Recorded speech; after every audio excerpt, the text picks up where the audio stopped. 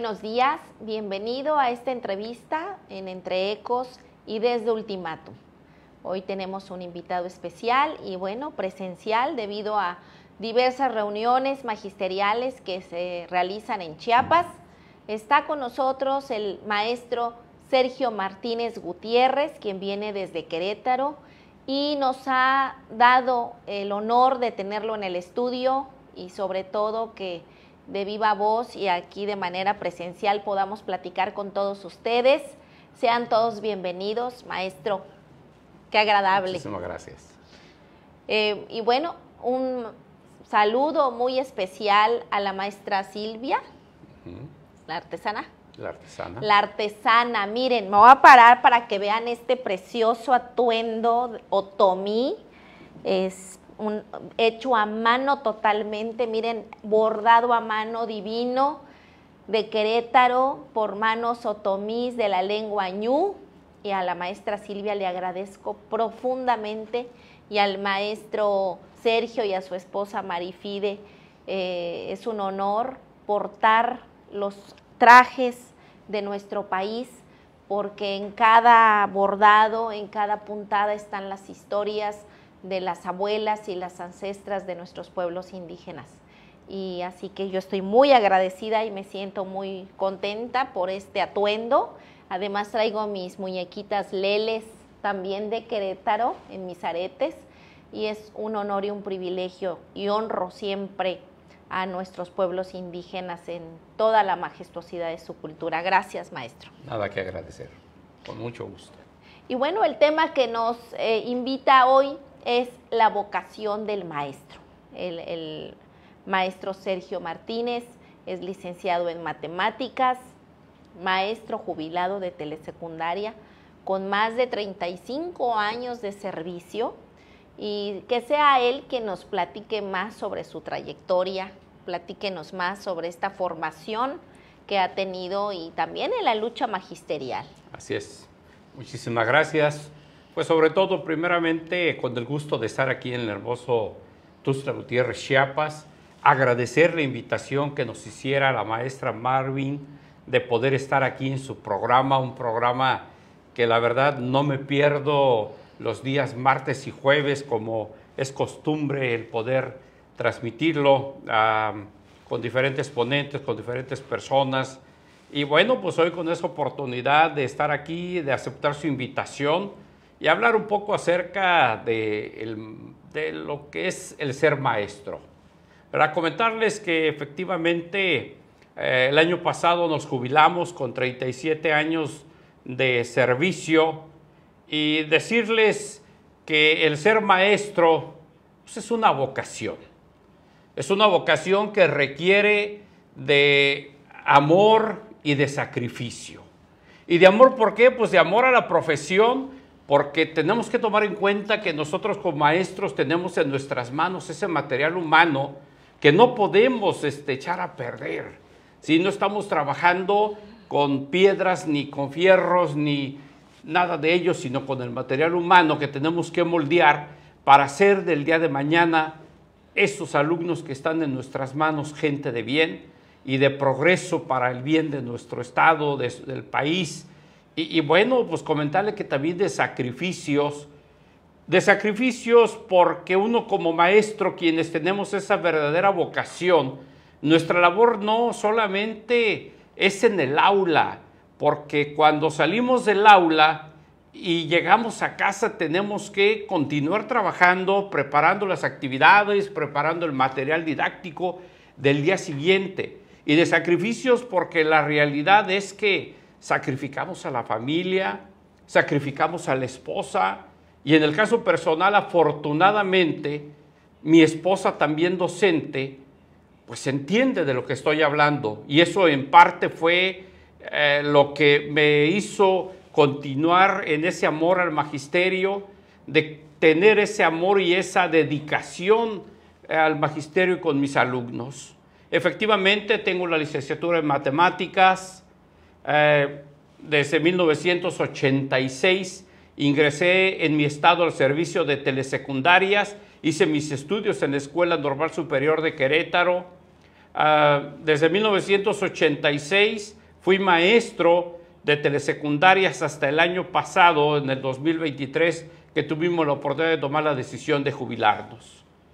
Decirles y comentarles también que va un saludo a mis compañeros maestros de telesecundarias en mi estado, en mi natal estado que es Querétaro, porque en este año se cumplen 40 años de servicio de telesecundarias en nuestro estado, ¿sí?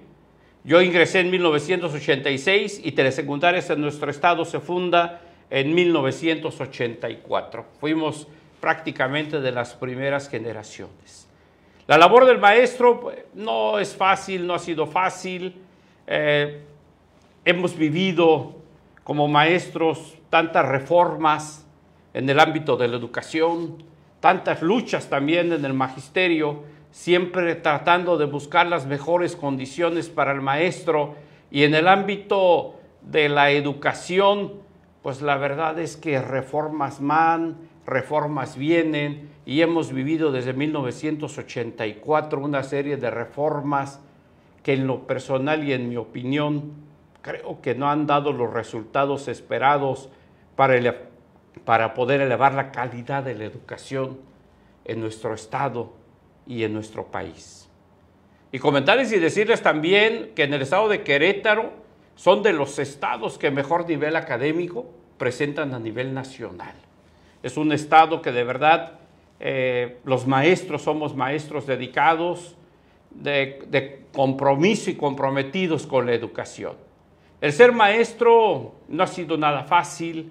Cuando iniciamos nuestra labor como docentes, por eso es de ahí un reconocimiento primero a todos los maestros, no solamente de mi estado, sino del país, porque el ser maestro es a donde te manden, donde te den tu plaza, y en lugares muchas veces inaccesibles, donde habría que caminar, donde hay que caminar, donde hay que quedarse a vivir allá, porque no es fácil el ir y regresar. En el caso personal, en nuestros inicios, también nos tocó vivir esa etapa donde teníamos que caminar diario 5 kilómetros en una comunidad que me vio nacer en telesecundaria. Es una comunidad del municipio de Corregidora en mi estado, la comunidad de Charco Blanco.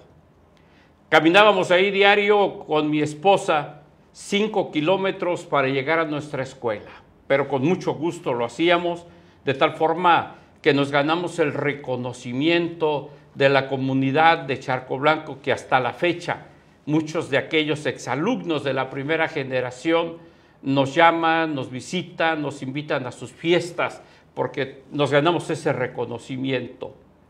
Decirles también que tuvimos la oportunidad de poder estudiar una maestría, de estudiar un doctorado, pero también quiero ser honesto, no fue fácil para mí. Y no fue fácil para mí por la familia, porque les comentaba y les decía que había que sacrificarla, y llegó un momento en que valoré en continuar una maestría, continuar un doctorado, o sacrificar a mi familia, algo que primero le di prioridad a mi familia. Sin embargo, eso no nos limitó a seguirnos preparando. Hicimos cursos, diplomados, y tenemos infinidad de cursos y diplomados que tomamos, y que eso nos llevó a poder estar en un programa que se creó en 1992, el programa de carrera magisterial, ¿sí? Donde pudimos obtener el nivel más alto de carrera magisterial al que podía aspirar un maestro, no solamente en mi estado, sino en el país. Un programa que de verdad yo reconozco que fue un despegue salarial en los maestros, porque las oportunidades las tuvimos todos. Teníamos toda la oportunidad. Hay quienes tomamos esa oportunidad de seguirnos preparando, de estudiar, de capacitarnos y aspirar a un mejor salario. Por esa razón, en mi apreciación, un reconocimiento, porque siempre lo he hecho, hoy lo hago públicamente, a la maestra Elvester Gordillo. Para muchos quizás no bien vista, pero para mí un reconocimiento, porque en el tiempo y en la época de ella para mí fue la líder que pudo poner en alto los salarios del magisterio.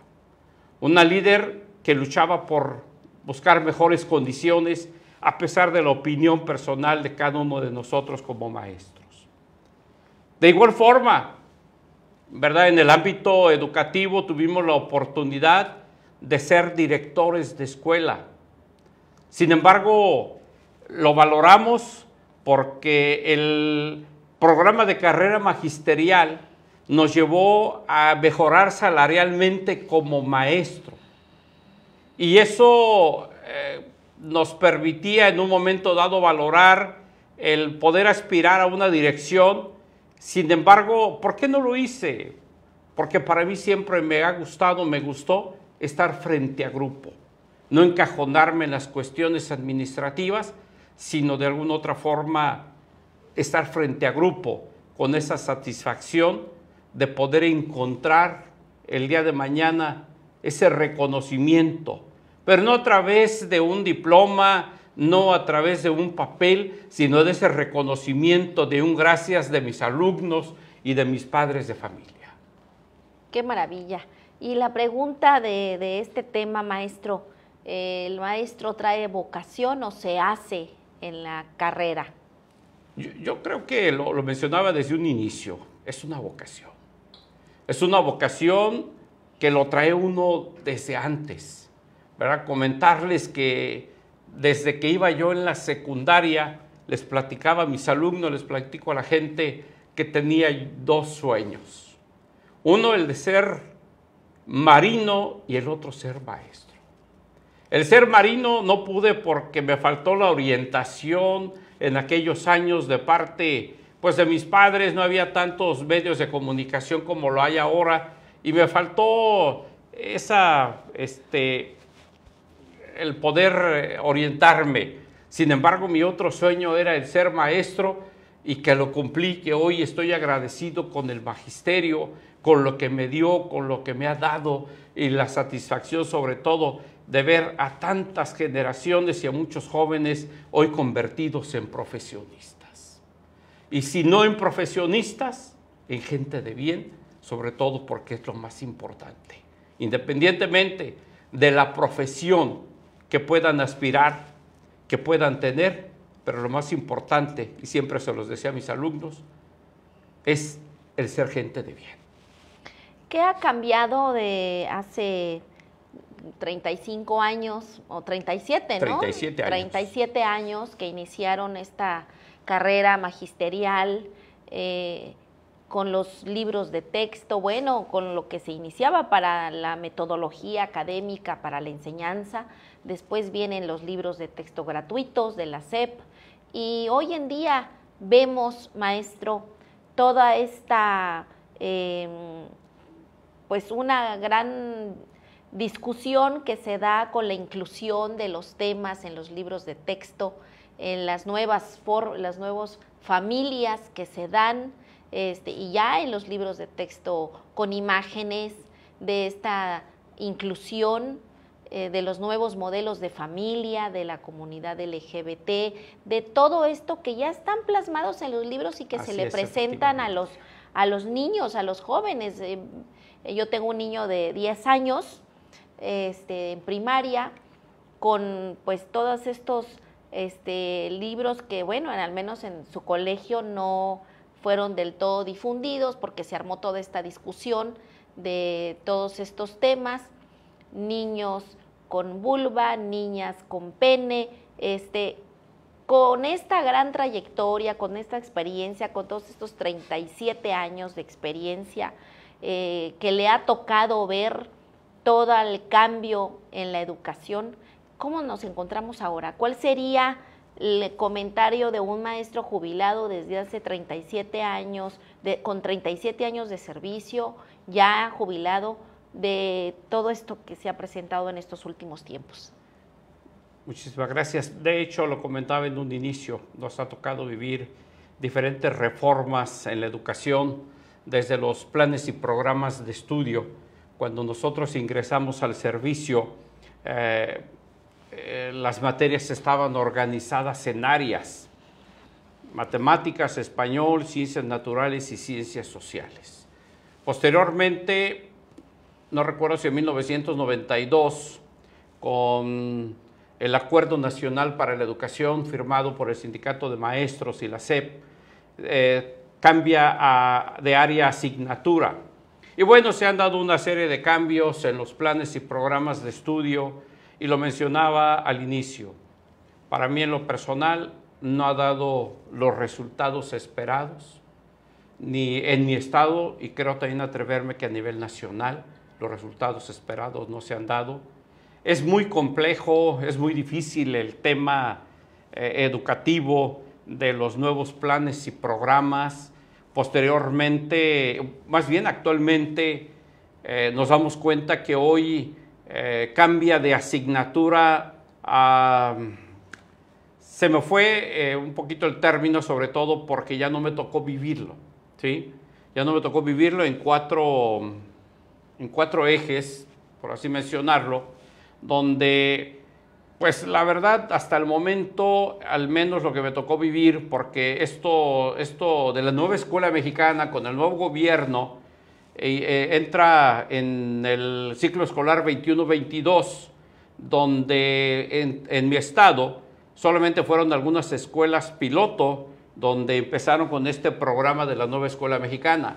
Ya en el año 2020, en el ciclo escolar 2022-2023, se establece para todo el estado, pero ya me tocó muy poco vivirlo, ya que yo me jubilé a principios del año 2023. Sin embargo, también mencionarles que es complejo, y le mencionaba complejo porque, pues en realidad, si recordamos la historia de quienes han estado al frente de la Secretaría de Educación Pública, nada menos por mencionar, en este gobierno son 3 secretarios de Educación.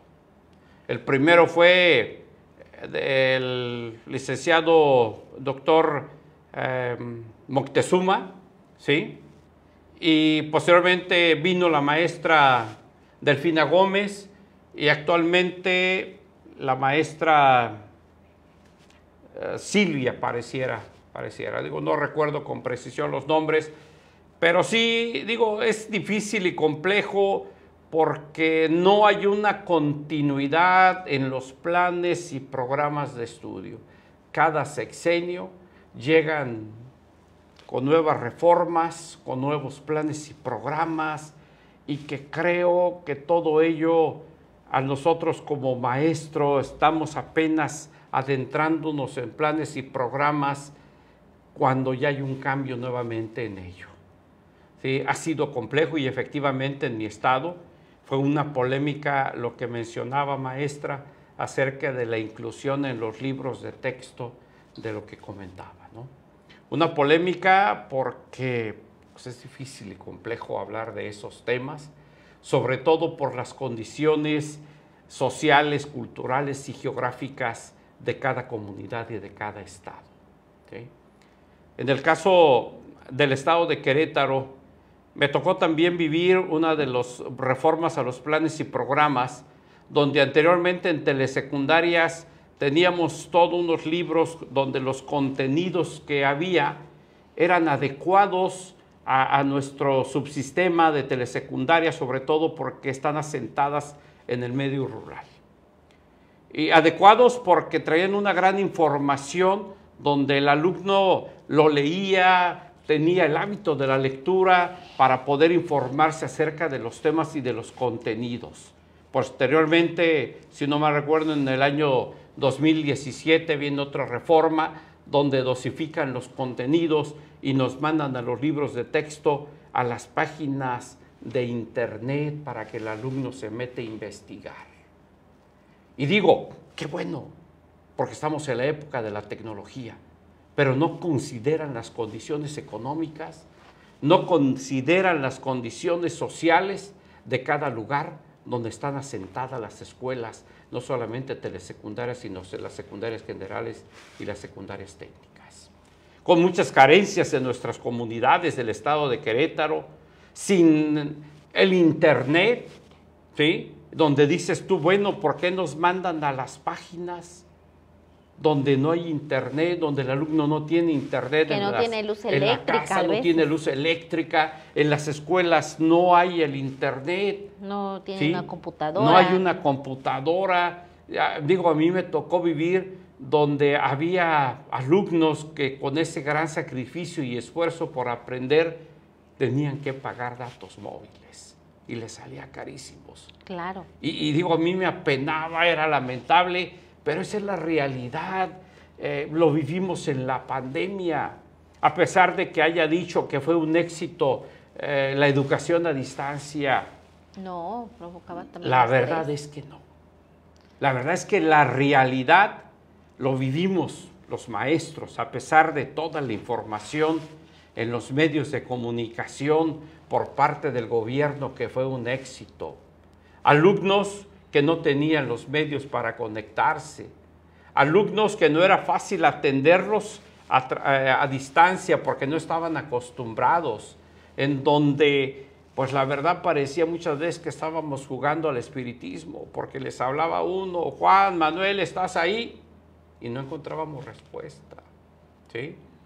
Entonces, complicado el tema de la pandemia, a pesar de que se diga que fue un éxito, que se atendió, que no se desatendió el tema educativo, cuando hoy la realidad es que hubo un rezago, como no tienen idea, en el ámbito educativo en los diferentes niveles. Y no solamente desde la educación básica, sino hasta la educación media y la educación superior, un rezago por la falta de contenidos, por la falta de información, por la falta de los alumnos también y la costumbre de tomar clases en línea. Entonces, situaciones que hemos vivido a través de todo este tiempo muy complicadas en la educación. Entra un presidente, nombra un nuevo secretario, y bueno, al final de cuentas, lo mencionaba, hoy hay 3 cambios de secretario donde no hay continuidad. Hoy el nuevo gobierno anunció también la designación del nuevo titular de la SEP para el próximo gobierno, ¿sí? Al licenciado Monreal, donde muchas veces nos preguntamos, yo me ponía a investigar un poquito acerca de él, del licenciado Monreal, y quería encontrar en qué momento de su vida, en qué momento de su carrera, estuvo inmerso en el ámbito de la educación. Y no encontré, ¿sí?, una respuesta donde él estuviera inmerso en la educación. Y muchas veces nos preguntamos, ¿qué va a ir a hacer? ¿O qué va a hacer? ¿Sí? Gracias, maestro. Pues voy a dar paso para los saludos de nuestro público que está con nosotros, que tenemos bastante público. Bienvenido Álvaro Morales, Silvia Gómez Ruiz, Rosa Gómez, Marifide Gómez, Alba Maldonado, María del Socorro Córdoba, y dice, interesante plática, saludos mi hermosa Marvin, un abrazo hasta Comitán, maestra también de jubilada, Sofía Delgado de Veracruz, Judy Lego, Octavio Ramos, Andrea Daniela, Romelia Amparo Ruiz, Omar Malagón, Gaby Hernández. Omar Malagón, saludos, estimada Lick. Igualmente, Omar, qué alegría que estés por acá. José Mora, Fabi Pérez, Almendra Olmar, Alba Maldonado dice, felicitaciones por visibilizar el papel del maestro de educación básica, en especial el tema de matemáticas, base fundamental para el gusto por la ciencia y la tecnología. Gracias, Albita. César Díaz, Leticia Nájera Ruiz, Iván Morillo desde Ecuador. Dice, buena temática, los maestros son el alma de los pueblos y cada historia de vida profesional es un mundo de fascinantes enseñanzas y anécdotas. Un saludo al maestro que cuenta con su caminar en la educación. Un abrazo, doctor Murillo, quien también es catedrático de la Universidad Central del Ecuador. Regina Córdoba dice, totalmente de acuerdo de lo que explica maestro Sergio, me hizo recordar cuando estaba activa, totalmente cierto, felicidades, saludos desde Comitán, mi querida sobrina Marvin, tía querida, un abrazo. Pues bueno, yo creo que todos tenemos un familiar maestro, si no es que más, y yo tengo por lo menos 3 tías maestras. Josué Martínez, Olivia Rosas, Carmelino Jiménez, buen día, dice Kitsia Quinto, y saludos desde Limar, nos dice Carmelino, un abrazo también. Pues, ¿qué ha faltado? Porque se le ha designado presupuesto, se le ha designado presupuesto a la educación y nada más quiero corregir, no es Monreal, es Delgado quien va a la Secretaría de Educación con Sheinbaum a nivel federal. No es... Mario Delgado. Perdón, Mario Delgado, es correcto. Mario Delgado. Que Perdón, efectivamente no tiene experiencia, ningún vínculo con la educación. Judy Lego dice, el mejor maestro que ha existido en la historia de México, tuve el privilegio de ser su alumna. Saludos a mi querido maestro desde Suecia.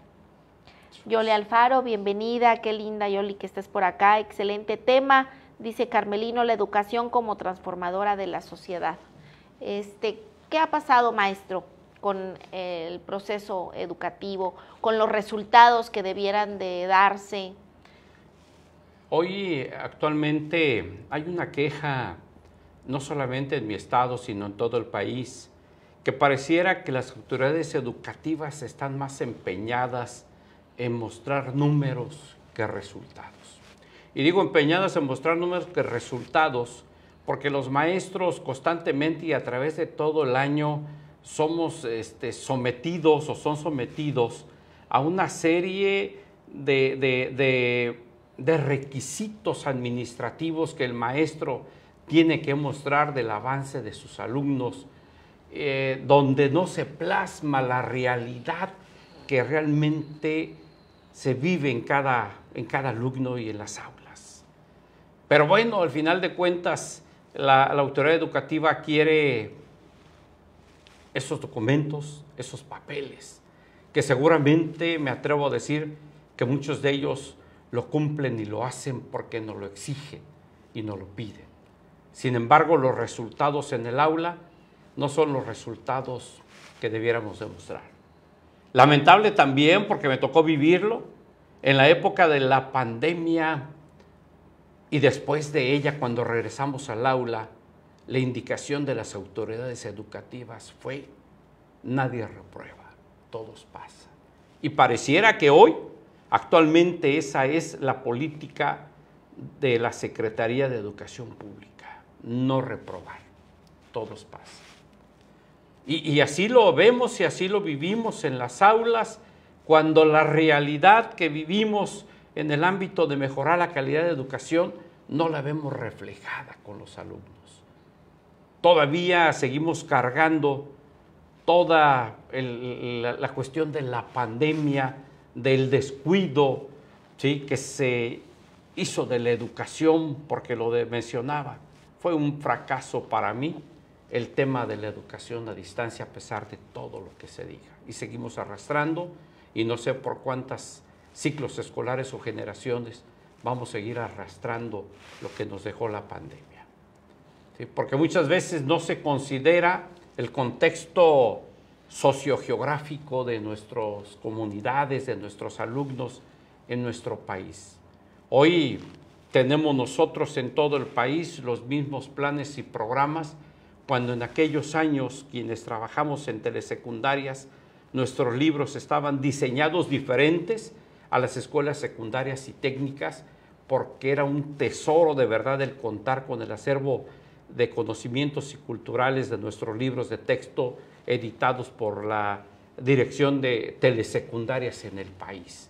Y ahora no, ahora todos llevamos los mismos planes y programas de estudio sin considerar lo que mencioné hace un rato. Entonces, ha sido complejo, ha sido difícil el tema de la educación, y bueno, también comentarles y decirles que también somos maestros de lucha, en los que siempre hemos participado en buscar las mejores condiciones económicas de prestaciones y laborales para el magisterio en mi estado, Querétaro.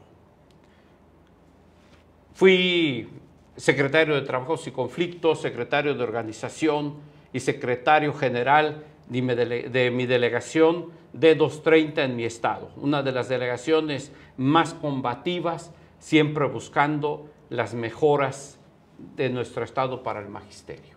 ¿Y qué ha pasado con los maestros? Porque este sexenio no vimos una sola marcha magisterial.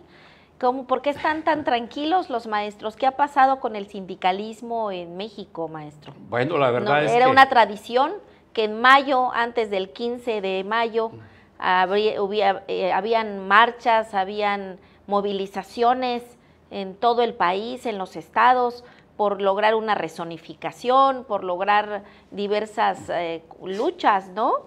Pero este sexenio no vimos un solo maestro en la calle. Sí, no, la verdad es que primero comentarles que anteriormente había una negociación salarial nacional, pero además de la negociación salarial nacional, en cada estado había una negociación con los gobiernos de los estados que nos permitía mejorar las condiciones económicas de los maestros de cada estado, esto dependiendo de las negociaciones en cada estado.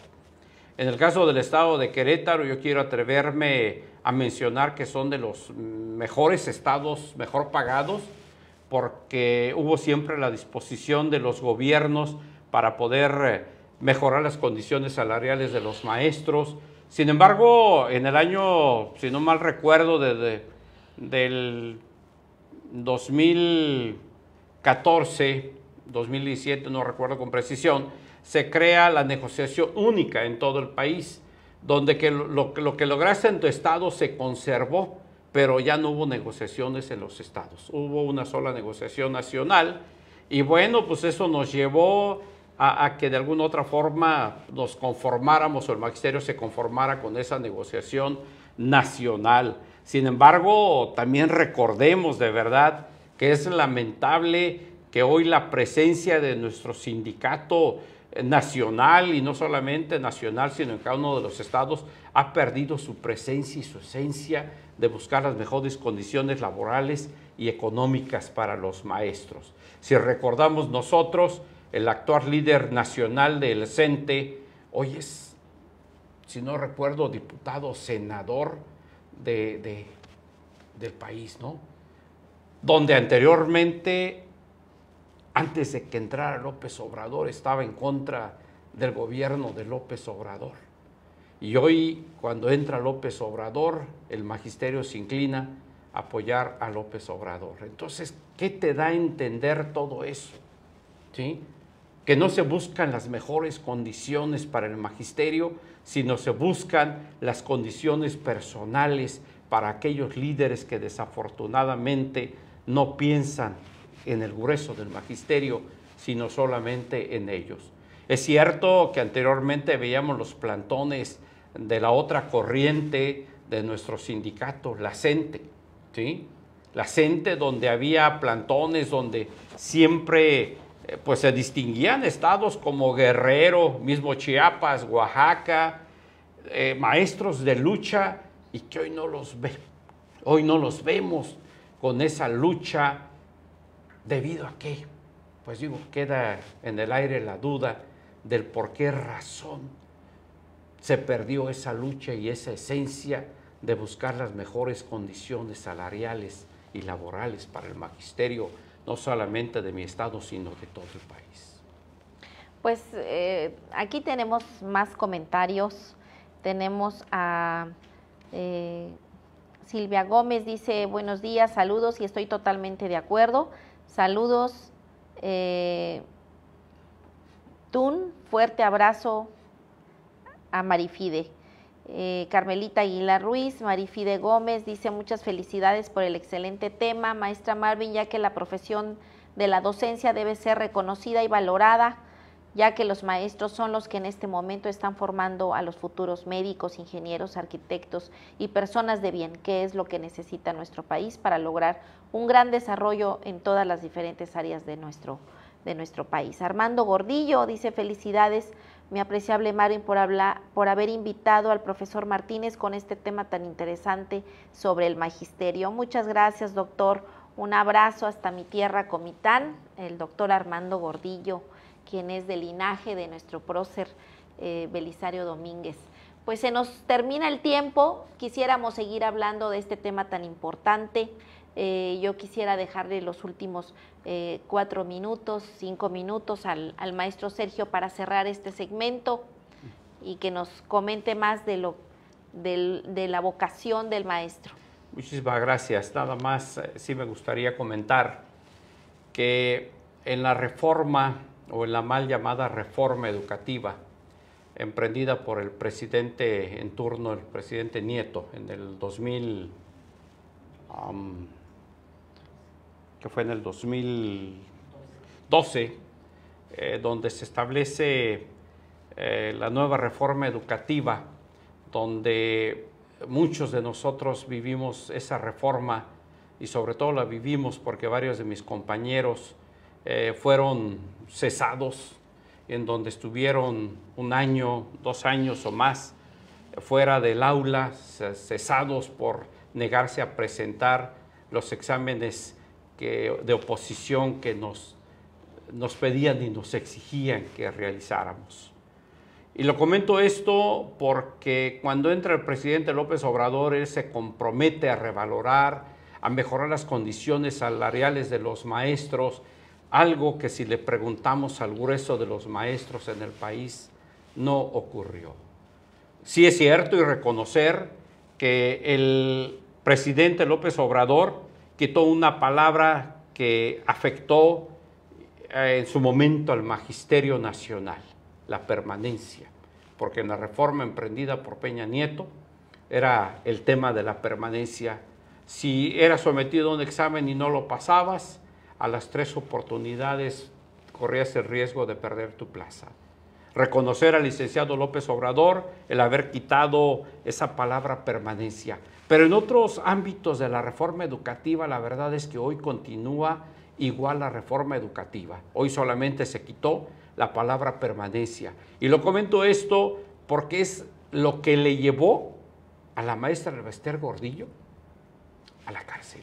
Porque ella quería efectivamente que quitaran desde la reforma de Peña Nieto la palabra permanencia en la nueva reforma educativa. Y le costó la cárcel a la maestra. Entonces, un reconocimiento también al gobierno de López Obrador, porque nos dio esa tranquilidad de la permanencia, pero que en otros ámbitos la verdad es que las cosas continúan igual. Hoy, para poder aspirar a un puesto, nos sometemos a un examen de oposición, pero también comentarles que es complicado porque hay maestros que sin pasar por una dirección han llegado a ser supervisores. Maestros que con 2 años de servicio han llegado a ser directores o son directores. Mis respetos para todos ellos porque poseen el conocimiento y las habilidades, pero también creo que si ese conocimiento y esas habilidades las sumáramos como antes se llevaba a cabo los ascensos, que era a través de los años de experiencia, la educación fuera mejor.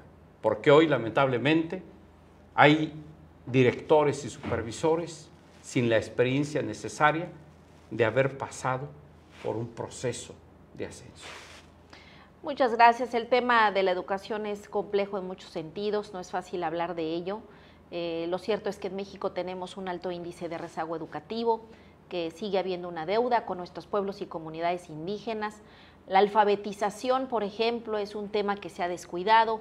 Hay que alfabetizar en lengua materna a nuestros pueblos indígenas. Y le doy un abrazo a Nicolás Juárez desde Ocosingo, que está con nosotros, a Janet Contreras, a Hortensia Moreno, al maestro Luis Felipe Martínez, que está con nosotros también. Y yo me despido agradeciendo a la artesana Silvia, quien me hizo, miren qué belleza de cuadro con el logo de Entre Ecos bordado a mano, y es una belleza. Gracias, maestro, gracias a la maestra Marifide por este regalo, y sobre todo para la artesana Silvia, que me hizo llegar este bordado, que es súper valioso para mí y que es un tesoro. Muchas gracias. Voy a mandar a enmarcarlo y a tenerlo en un lugar muy especial, porque son nuestras artesanas quienes tejen y bordan las historias de sus familias, y es un tesoro invaluable. Gracias a usted que estuvo muy al pendiente de esta emisión, de esta entrevista. Maestro, gracias, que su visita en gracias. Chiapas sea fructífera y que todas sus reuniones magisteriales y de lucha social continúen, y agradezco profundamente pues nuevamente este bordado, esta ropa otomí maravillosa. Muchas gracias, gracias por este espacio que se dio para venir a Ultimátum. Pues muchísimas gracias a todo el público por poder tener esa oportunidad de compartir y muchas cosas y muchas vivencias de las que podemos hablar, y sobre todo agradecido, maestra, por la invitación que hoy nos da de poder compartir un poco del ser maestro, que es una vocación. Así es, Sí, muchas es gracias. Y bueno, Nicolás, dice Nicolás Juárez, saludos, y el ponente por el tema interesante que comentan desde Chanal. Y a la producción, como siempre, a Raúl, Alejandro, Celeste, Lenita, gracias por hacer posible que Entre Ecos llegue y Ultimátum a sus hogares. Muchas gracias.